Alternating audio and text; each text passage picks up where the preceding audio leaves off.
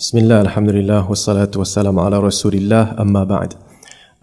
Pandangan saya, ilmu takhrij ini memang satu ilmu yang penting, bukan sahaja di peringkat universiti, tetapi juga di peringkat, boleh kata di semua peringkat.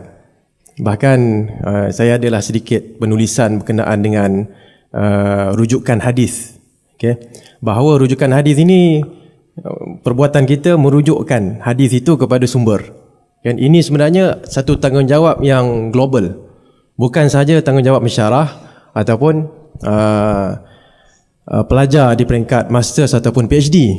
Sesiapa sahaja yang menulis, kan? Mungkin ada di kalangan tuan-tuan dan puan-puan yang menulis dalam majalah, yang menulis dalam artikel, yang menulis dalam Facebook, yang menulis dalam blog dan sebagainya, yang membawakan hadis. Jadi sebenarnya merupakan tanggungjawab setiap seorang daripada kita untuk memastikan pertama ialah hadis yang digunakan itu merupakan hadis yang sahih. Okay? Dan yang kedua, bila dinyatakan hadis tersebut, nyatakan juga sumbernya. Kan? Dan bila dinyatakan sumber, ilmu takhrij hadis menuntut kita untuk menyatakan status hadis. Kalau kita sampai ke tahap yang boleh menyatakan status daripada diri kita sendiri, alhamdulillah. Tapi kalau tak boleh, kita boleh rujuk kepada para ulama, mutaqaddimin, mutaakhirin, muasirin yang menyatakan status hadis tersebut. Boleh sahaja. Tapi yang pentingnya kena ada perkara tersebut. Dan kadang-kadang berbeza daripada satu penulisan yang agak ilmiah dengan penulisan di majalah. Kan?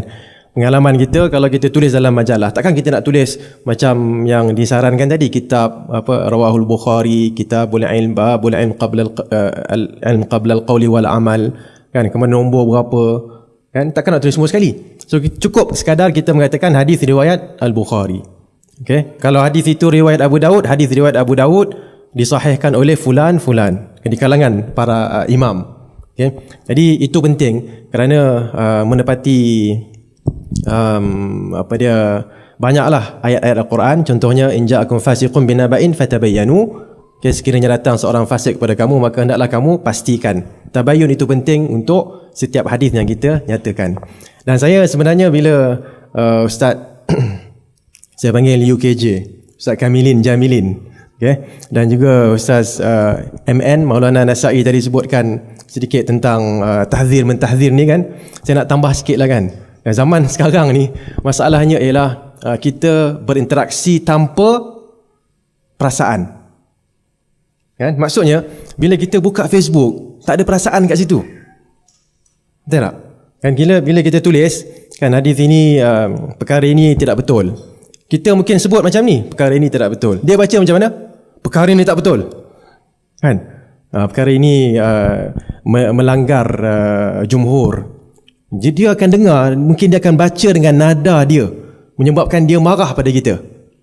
Okay? Jadi dengan itu, yang terbaik sekali cadangan saya ataupun saranan saya kepada mereka yang begitu bersemangat, okay, untuk memberi pandangan dalam Facebook khususnya, supaya mereka menjelaskan secara ilmiah. Okay, kalau tak boleh, jelaskan secara ilmiah.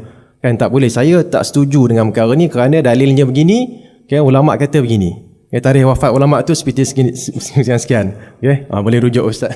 Kan? Okay?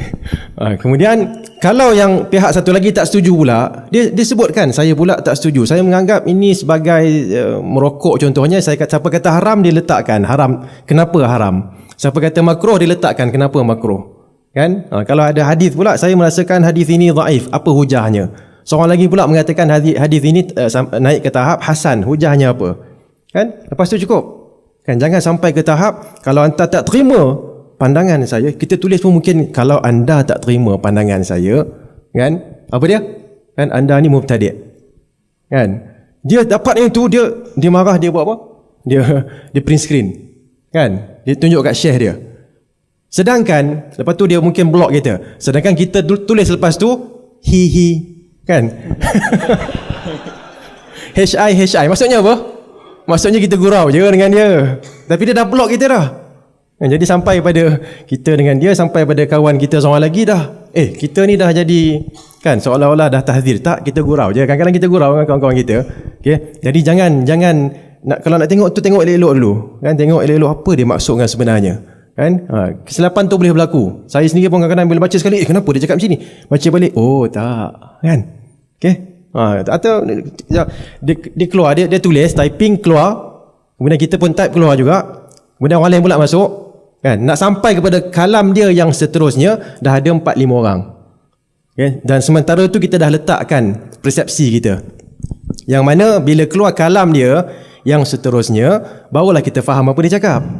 Kan? Jadi lebih baik kita bersabar, kan, perlahan-lahan dalam urusan yang tak ada perasaan ini. Okay? Kalau boleh kita jangan bincang banyak sangat, tapi kita buat grup yang boleh kita nak bercakap dan berbincang dengan perasaan. Okay? Tapi perasaan itu adalah perasaan ilmiah. Okay? Bukan perasaan ishq. Tadi kan ada syekh tadi sebut ishq, iaitu perasaan cinta. Itu jangan bincang dengan perasaan apa? Perasaan ilmiah. Wallahu a'lam.